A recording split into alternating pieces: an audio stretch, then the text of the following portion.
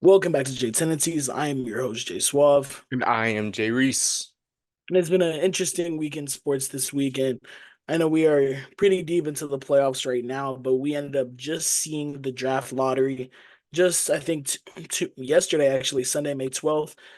And how it works, if you don't really understand it, I know it took me a minute to understand when I was younger.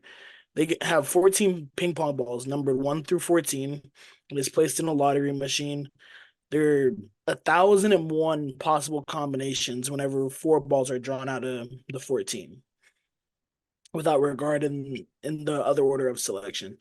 Before the lottery, 1,000 of those 1,001 combinations are assigned to 14 participating lottery teams. All 14 balls are placed in the lottery machine where they're mixed for 20 seconds, and then the first ball is removed. And then they'll do the same thing, so on and so forth. They'll have it for, even though it'll go for 10 seconds every time after. So the top five picks were number one, Atlanta, number two, Washington, number three, Houston, number four, San Antonio, and number five, Detroit. And I feel so bad for Detroit because they only won 14 games this season. And this is not the only time where they've been the worst team in the league and not even had a top three pick, honestly. And it's just sad because I feel bad for Charlotte too, because no matter what, they've had bad seasons so many times, and I'm pretty sure they're at six. So I mean, it's gonna be interesting to see how the draft goes. I need to do all my research on the guys coming out. Apparently, Mhm. 18-year-old from France is coming out first overall. So Hmm. it's gonna be exciting to see. Uh, honestly, I'm interested to see what Washington does Mhm. because Washington, I feel like that whole organization is just cooked right now. And I mean, I feel like they have solid guys, but they just don't work well together. So Yeah, them being at number two, do you guys really want to go to Washington? I mean, literally any other place in this top five, I would probably rather go to than Washington. You got Atlanta, you got Houston, you got San Antonio, and you got Detroit. And I feel it's like crazy how I was gonna say it's I feel crazy. like out of any of these places, I want to go to San Antonio the most because they're the Yeah. most like on the rise team. You feel me? hmm They're I don't know. Houston's up there, but remember they were only oh like yeah, a couple games away from the play and from the playing. plate. Hmm. But I feel like if I would definitely want to go to Houston if I was one of these guys. But if I was a guard like Dillingham, I'm wanting to go to San Antonio and go play with Wemby. And I know we Hmm. talked about this before. I feel like that duo would be so tough. So I'm excited. Hopefully they I'm get a pretty, teammate for Wemby that will pass Wemby the ball because you see all the clips about like yeah, Sohan that's not what I'm wanting to saying. So pass don't pass Wemby him the the ball. ball. But But even speaking of that, we ended up seeing I think they had Bronny James in the workouts today. he was looking really good today in the at the combine. 12 for 12 for three. He Um, was fourth in the vert. Um, yeah, he did good, bro. And they had some other guys in there. It was just amazing days today. Gotta do my more research on that, but and guys speaking has of the pretty good Miami days Heat, too. we got the 15th pick, and they said, what's it called? The guys we're looking at right now, some of the names to be on the lookout for the Heat to draft at 15. You got some people like Jared McCain. You got Zach Edey. You got Bronny is one of the higher places to go to Miami, and Bronny comes to Miami. You know who we getting back? You know who's coming back to Miami? Bro, if But, y'all get Bronny and Bron actually comes back, I'd be so sick. but honestly, I really like the idea of Jared McCain coming, getting another guard, because I definitely do think we're moving on from Tyler Hero this offseason. And Zach Edey, I wouldn't be opposed to either. You know, that's a big fella right there. Have him be a good, solid backup center for Bam. Or if you want to have him in the starting lineup, you can move Bam over to the four and have Bam play a little more freely. But right now I'm not like you said, I don't know much about any of the guys really coming into this draft, and I can definitely do need to do some more research on it. But it's crazy how team that was in the play-in in the Atlanta Hawks have the number one pick, and that team's gonna look totally different next year because they're either moving away from DeJounte Murray or they're moving away from Trey Young. One of those guys is not gonna be in Atlanta next season. Probably Trey Young. So I'm excited to see what they're gonna do with their number one overall pick. That's what I'm thinking too, because like if I was Atlanta, I would want to keep both, especially if you're gonna go get yourselves that 7 foot guy. Hmm.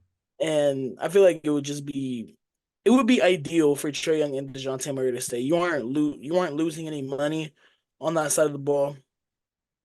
Have a good guard, and you got two good guards and a guard that could really play forward. And you'd be keep. I just feel like it would be ideal for them. I feel like getting the number one pick is so clutch for Atlanta. Hmm. And at the end of the day, I just still feel bad for Detroit and Charlotte. So Charlotte fans can't catch a break, It's as a neither can Panthers Detroit, fan, I wouldn't being the know. worst team in the league, not having the number one pick, and you also have to play in Detroit. Like, gotta feel bad. Just be in Detroit. Yeah, I just feel like that's the one thing about the lottery, because Mhm. it's always fun to like watch and be like, oh, I wonder who's gonna get the first pick.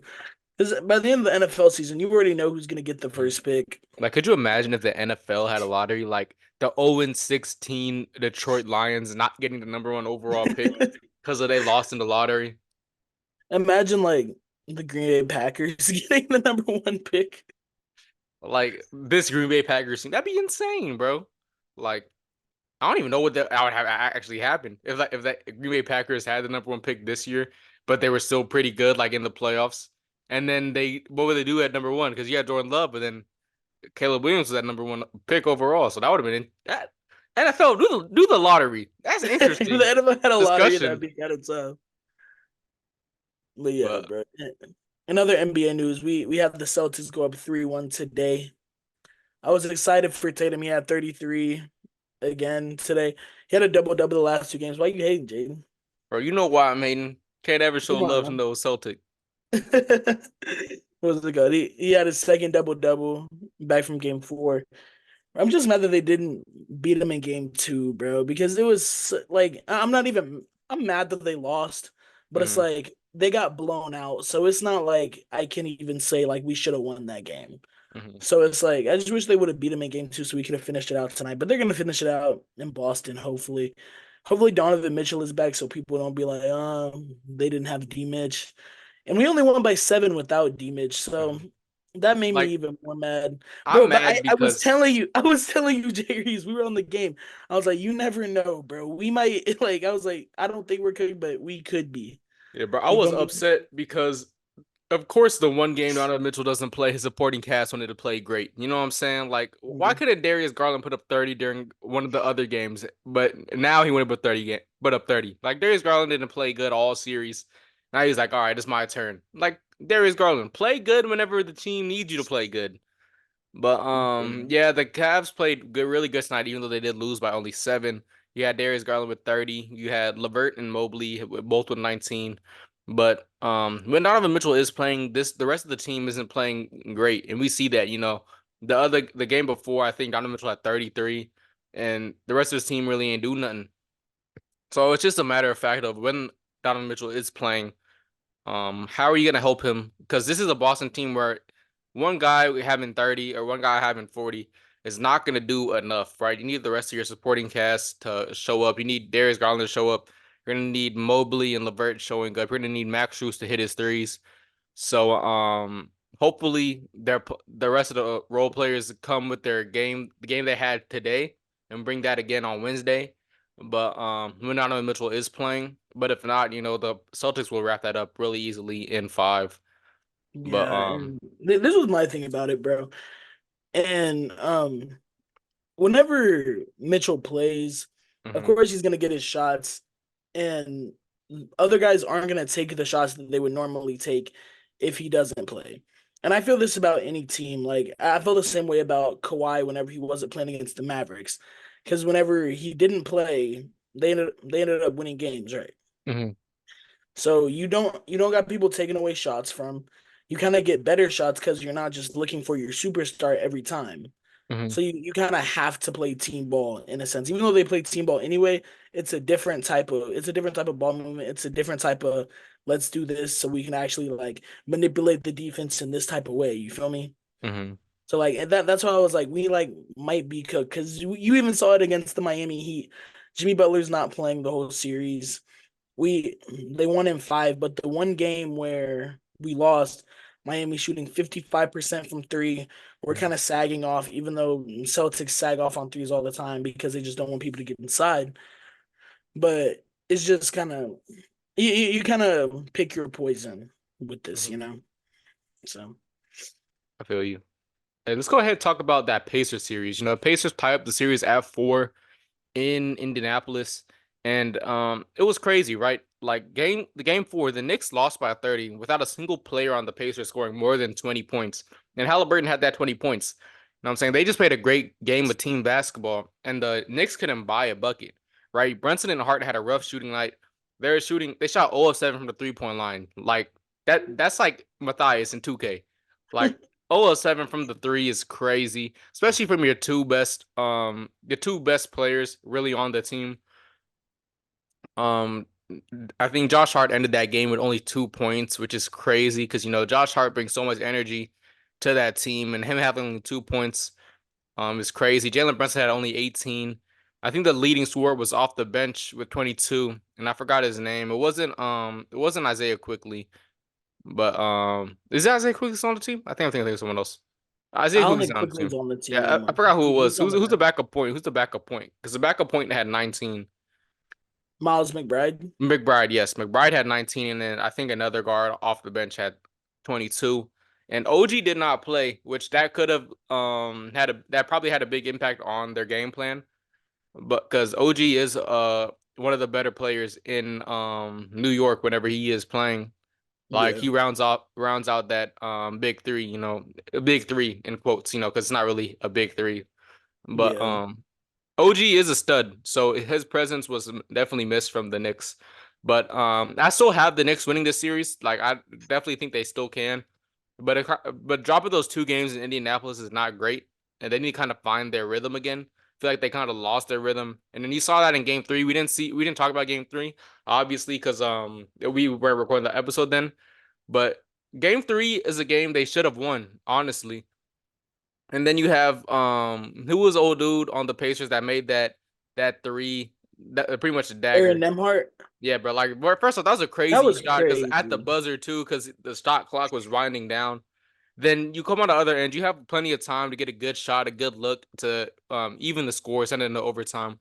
Then you have Jalen Brunson foul baiting at the 3-point line when he didn't need Terrible to. foul bait. A horrible shot in the first place. That should have, like, if it was a foul, just take the foul. Go to the line because they were in the bonus at that point. But you don't have to put up a three right there. Like, you know what I'm saying? You had plenty of time. You could have ran the clock down if you needed to. But that was just a horrible play by Brunson that ultimately sucked the life out of that game. And because Jalen Brunson was having a good game that whole game. So I Yeah, don't think, like, I thought that was just a horrible decision by him. But I definitely still think the Knicks can win this series. They just gotta play their game. Like I said, you can't have the Pacers setting the pace of the game like they did in Game 4 and they did in Game 1 before they lost the lead at the end. Because when the Pacers are playing at their pace, they're gonna beat you no matter what. You know what I'm saying? They're really good on the fast break. They're really good um in that sense of the game. So, like I said, I still think the Knicks can win. They just gotta accept step their game back up for game 5 and 6, 7. What about you? What do you think? yeah. I just think a lot of things kind of fell apart on Sunday for the Knicks. Pacers shot it so well. I want to start off with that. They made 57% of their shots, 14 three-pointers at that. And the Knicks just look sluggish. They look slow. And you had, I mean, Dante DiVincenzo, we saw him really hot in the beginning of the series, kind of fell off, shot 3 for 17 over his past, what, 5 quarters. So last game's fourth quarter, and then this whole game, 3 for 17. That's a sight to see right there. And Josh Hart, he finally said that he was feeling fatigued after playing the first 10 quarters Hmm. of the games. And he basically said, I'm supposed to be the energy guy of the team. And he just didn't do anything. He had 2 points and 3 rebounds. And he basically said he just didn't give anything. And it's supposed to be on his shoulders. But it's like, we talked about this whenever it was regular season. Thibodeau be playing like whenever OG got traded. I don't Hmm. know who I talked to this about, but I was like, OG's about to play 48 minutes a game. And we've seen OG play 45 minutes a game. So it's like whenever you see Josh Hart play 48 2 games straight and then go and play 24, like you can't expect these guys not to be tired and not to be fatigued. And Especially it when you have like showed. a 7-man rotation where only two other guys get subbed into the game. That's what I'm saying. And it shows in the playoffs. Hmm. And the Pacers aren't stupid. They're gonna take advantage of it. And I mean, they know these guys are tired, so they're challenging Jalen Brunson. Hmm. They've been trying to get at him, so literally running the Knicks to exhaustion, bro. And that's basically my take on it. I mean, hopefully the Knicks can step it back up. I think there has to be a real conversation held in this locker room. I think there has to be like a way you can rotate these guys efficiently Hmm. and not just have Josh Hart in the whole game. You can be an energy guy and not be on the court all 48 minutes. You Hmm. feel me? I feel you. Because being an energy guy can mean you're on the bench. Like Andre Iguodala was an energy guy his Mhm. last years. You feel me? Yeah, yeah. So that's my thing about it. Haslam, energy guy. Bro did not see the court. Literally. But also I said you don't think this I agree with this take, but I think that Ant needs some help over there in Minnesota. Which is crazy to say when you have the defensive player of the year on your team, and you have the sixth man of the year on your team, and you have the teammate of the year on your team. You know what I'm saying? But this last game, game four, where the Nuggets were able to tie it up in Minnesota and had 44 points and played phenomenal all game. But then you have Cat, who's supposed who himself he wanted to say I'm the best 3-point shooting center in the league. Go 1 of 4 from three in this game, 5 of 18 from the field. Like that, you can't do nothing with that kind of help. Naj Reed played efficient off the bench, but he was 5 for 6 with 11 points during the game. But we still need to see a little bit more from somebody other than Anthony Edwards, during this game. I don't think anyone else really had over 20 points during that game. You had Cat. I mean, I already said Cat. Gobert had 11 points, but obviously it's Rudy Gobert. You're not expecting much offensively from him. But this is your defensive player of the year, right? Like this is what people say. Runaway defensive player of the year. Bro got cooked. Aaron Gordon shot 11 of 27 with 27 points, 2 for 2 from the three. Jokic cooked him with 35, 7, and 7. And whenever Jokic had the ball, saw Aaron Gordon, Rudy Gobert was on him the whole game. Bro did not call for those screens because he doesn't call for screens really. He didn't call for those screens. He just said, I'm gonna back you down and I'm gonna get my shots up. And that's exactly what he did. And Jokic was cooking Rudy Gobert all night. You know what I'm saying? All I'm saying is Bam wouldn't let that happen. Bam wouldn't let that happen. I Bam wouldn't let that happen. But How much did Jokic don't average worry about it, last bro. Don't worry about it. Don't worry about it. Don't worry about the finals. How much did he average Don't in worry the about the finals? finals, bro. Right now we're worrying about this. All right, like and yes, he took the blame for the game on game three, right? He said I didn't come with enough energy. And that's my fault, right? And then we understand that, but then we see this is a close game. This is a very winnable game for the Timberwolves. But when no one else is stepping up to take the pressure off of Ant, where Ant has to do everything, he had, like I said, he had 44 points that last night. Like it's good. It's hard for them to win games like that. Game one, game two, Ant played great, yes, but the rest of the team stepped up when they needed to. Karl Anthony Towns hit shots when he needed to. We're just not seeing that right now. And it's really tough for the Timberwolves to to win games like that, especially against the defending champions in the Nuggets, because the Nuggets are such a well-oiled machine with a bunch of chemistry. Like if they're moving the ball like they are, and everybody's hitting shots, like Aaron Gordon only missing one shot in this game, you're gonna lose these games, man. And this is how you lose a series. Like I said, like Ant said, it's a first team to 4 wins, right? I still think the Wolves are gonna win this series. It's just I need the rest of the players aside from Ant to step up to give Ant some help. With same thing I said with the Celtics. I'm not the Cavs, right? Donovan Mitchell plays great every game, but his supporting cast doesn't show up every game. The supporting cast is obviously better in Minnesota, but we need that supporting cast to step up whenever Ant needs help. And I feel you most definitely because their second highest scorer was Mike Conley with Mhm. 15 points.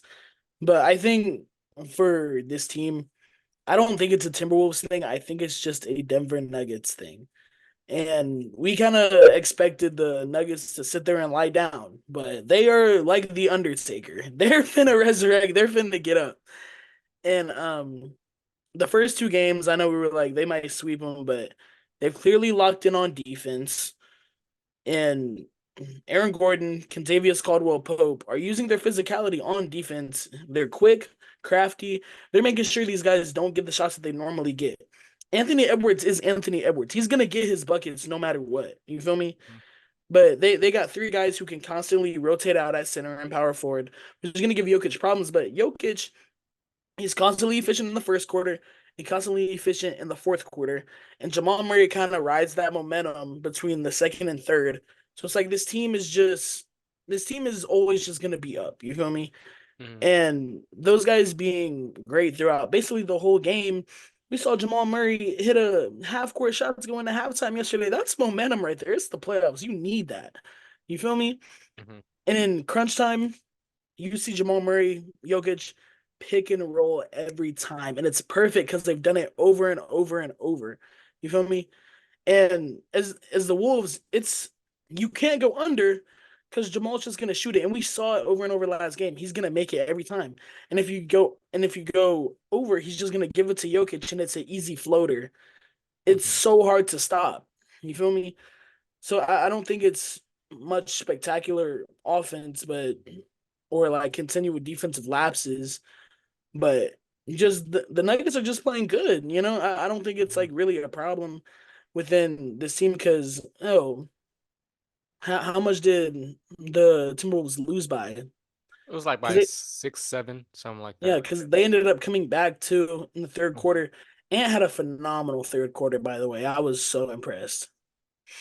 But I was surprised about Aaron Gordon though with his only 1 minute shot. I was surprised he made his only two threes.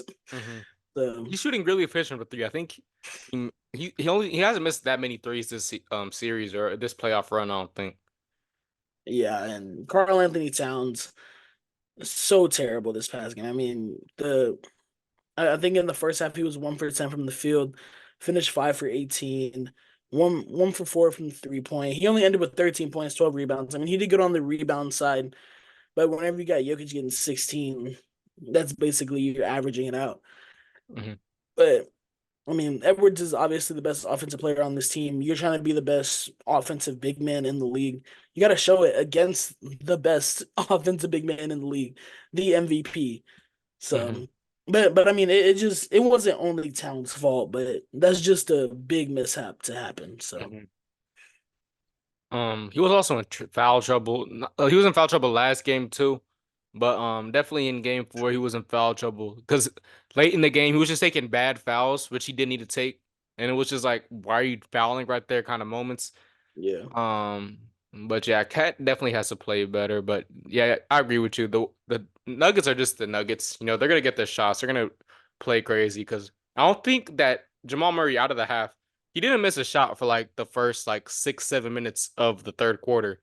And like bro was on fire after that half court shot. And so that's like just stuff you can't really compete against, you know what I'm saying? Especially with those Jamal Murray and Jokic with the chemistry they have. But yeah, still, you really still got to see more from the role players. Mike Conley, he had 15 points and he shot 5 of 12 from the field. So like it's just stuff like that we got to see improve going into Game 5 back in Denver. I feel you, bro. All right, man. Hey, this is the team that. Wait real quick. Do you still think that the Wolves are gonna win? Because I know we predicted that last week. Just want to Yeah, make sure. Okay, just want to all the make. predictions I have are solid. Okay. And then right now, as we're talking about this is obviously game. This game is gonna be over by the time you get this episode out on Tuesday. But the Mavs take the series lead with a great performance by PJ Washington in Game 3. I think they're winning Game 4 right now. But yeah, Game 3, Kyrie and Luca both had 22 points. They didn't play bad offensively at all. They still played great offensive basketball. But PJ Tucker, had 27 points. And then PJ Tucker's been playing great all series. And it's not a Washington, hmm? Washington. Yeah, did I say PJ Tucker? Yeah, he's a PJ My Tucker. bad, not PJ Tucker. PJ Tucker trash. PJ Washington had a 27. Great games these series. And honestly, I don't think it's the fact that the Thunder is like just being outclassed offensively like that. You know what I'm saying? I because Shay's still getting his buckets. He's averaging over 30 this series. But I think really it's just the defense that the Mavs have. Because, Kyrie said at this stage in my career, I want to be known more for my defense rather than my offensive ability. And he's bringing that defense, the whole series. And shout out to Kyrie because he's playing great defense on this team. Because aside from Shea, the rest of the team is really struggling to get their shots up. They took game one, but the way the Mavs were able to answer back and take the next two, maybe the next three, because I don't know how much they're winning by right now. When I checked, it was by like 8 points at halftime. I think they're winning by 10 right now. Yeah, so I don't know.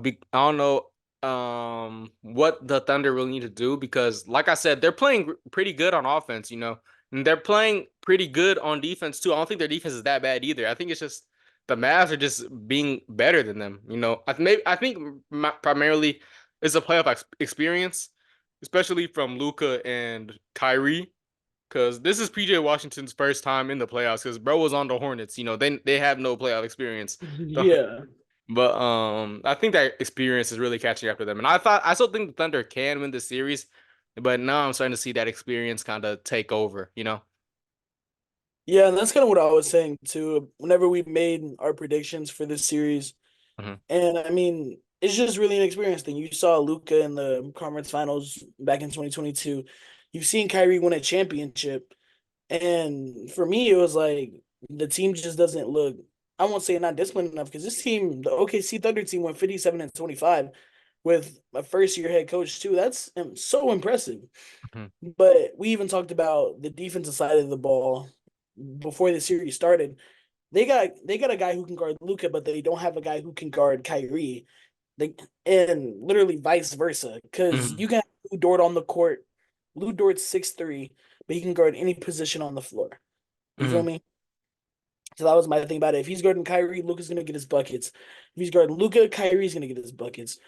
And it was bad because Luca ended up messing up his knee. So I mean, PJ Washington started going crazy. I'm pretty sure he's the leading scorer for tonight's game right now too. Sheesh, PJ Tuck, And PJ Washington is not playing no games. no, for real. And it's not even the Maverick. I mean, it's not even the Thunder's defense because last game you saw Shea 31-10, and he had 4 blocks. Chet Holmgren also had 4 blocks last game. Hmm. So you just think about that, and it's like the 4 blocks is impressive. That's something you're gonna see from Wemby almost every night, but not from a guard. You probably won't think Chet gets 4 blocks a game, but I mean, besides what's it called, Shea, Chet only had 13 points, and I think one of the bigger things was second chance points whenever it came to the Mavericks because they outscored them 16-9. Offensive rebounds is so clutch in the playoffs. And Hmm. rebounding in general is just the biggest thing you can kind of put an emphasis on in the playoffs. You really don't notice it until you're being beat in the rebound battle. You feel me? Hmm.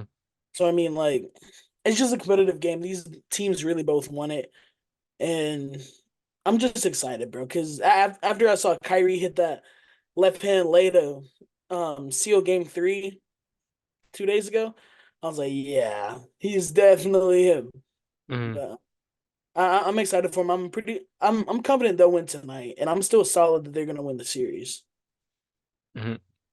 Yeah, and the Mavs are looking really, really, really good and really efficient. Like I said, PJ Washington. I don't think they really have anyone that can guard PJ Washington. Like Chet can, I guess, but I don't think Chet is quick enough laterally because he saw in game two whenever he's trying to foul Lively, right? Bro was running around the court.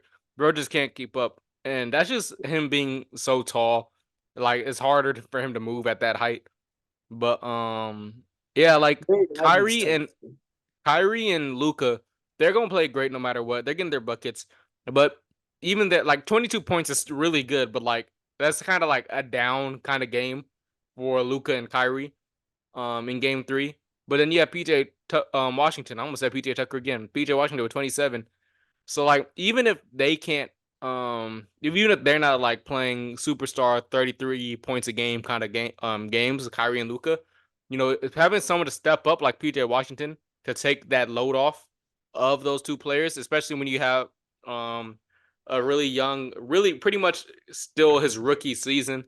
Chet Holmgren, um, playing guarding him. No, it's gonna be cookies. It's gonna be cake, especially because PJ Washington's been in the league for quite a minute. Not for real, bro. I definitely agree with you. Couldn't have said it any better. But yeah, I still think that the Thunder can take the series back. But it's not looking too great right now. I'll say I'm not looking too great right Especially now. if Dallas wins tonight. hmm Because let me think. This is game four, right? So they're gonna be being back in OKC though for game five. So we'll see. You never But know. But this they, team's they not did coming. steal one on the road. But this team's not gonna come down from 3-1. So I, like I just don't think they don't. Shea's not gonna pull no LeBron, pull no Steph Curry. Not for real. But let's move over to the NFL real quick because Jared Goff just got a 4-year, $212 million extension, making him the second highest paid quarterback on a yearly basis. I think he's getting paid $54 million a year. What do you think about that deal? You think it's deserved? Do you think it's an overpay, an underpay? What do you think is going on with that one? I think with Jared Goff, he definitely should have got paid. I don't think he should have got paid this much. hmm And my thing about it is that like everyone's like, this Detroit team could win the Super Bowl, but it's like Jared Goff could lead this team to a Super Bowl. But when's the last time you've seen an overpaid QB win a team a Super Bowl? hmm Can't even name it. And I heard people say Mahomes whenever people were talking about that, and I'm like, Mahomes isn't paid enough. Mahomes is But like the seventh, eighth highest paid quarterback in the league. that's what I'm saying. He's underpaid, if anything. But I mean, it's good for him that he got paid. I mean, I really have nothing like crazy to say about it since like the deal's already done. And I can't even like compare it to like Kirk or anything because Kirk was injured last year, but Jared Goff had himself a year. I mean, they won the NFC North. They made the playoffs. They would have had a chance at the first seed if they wouldn't have lost some games down the stretch, but I mean, Jared Goff isn't the type of guy to lose you games, but he's also not. He also can win you games. You feel me? I feel you. Yeah, man. I definitely think this is an overpay. I think the reason why it's an overpay is strictly because of Kirk Cousins. Because I think they would have gave him like a 4-year, $180 million contract, which is still a little much, but I think is more reasonable for the type of player Jared Goff is. But the fact that Kirk Cousins got paid 4 years, $180 million coming off a torn ACL, a torn Achilles at age 30, what, 34, 33, something like that. And then you have Jared Goff. I think Jared Goff was able to negotiate a bit more money just because Kirk Cousins got paid all that cash. Yeah. So Jared Goff is not a bad quarterback at all. I'll make my jokes like Jared Goff is trash. But don't forget he went to the Super Bowl back in, was it 2018? Back in 2018, he went to the Super Bowl with the Rams. And that was a good Rams team. He didn't have to do much on that Rams team because they had Todd Gurley. But now with a team with more talent, they went to the NFC Championship for the first time in I don't know if it was the first time in NFL in the franchise history or it was just the first time in a minute. But I think you said what? I can't remember. I think I It's think it been a was the minute, first NFC Championship in franchise history, but it was the first he got them their first playoff win like in since like over 1991 30 years. because I think Barry was there. I think it was like since 1991. Okay, so it's been like 30 1992. years. But still it's been a long time. And I definitely think that Jared Goff will be able to win this team a Super Bowl. But don't be surprised if Jared Goff does get hurt, knock on wood. That Hendon Hooker's gonna take that job and he's gonna stay running. Because Hendon Hooker is not no scrub. Hendon Hooker could have been a first round pick this year. I mean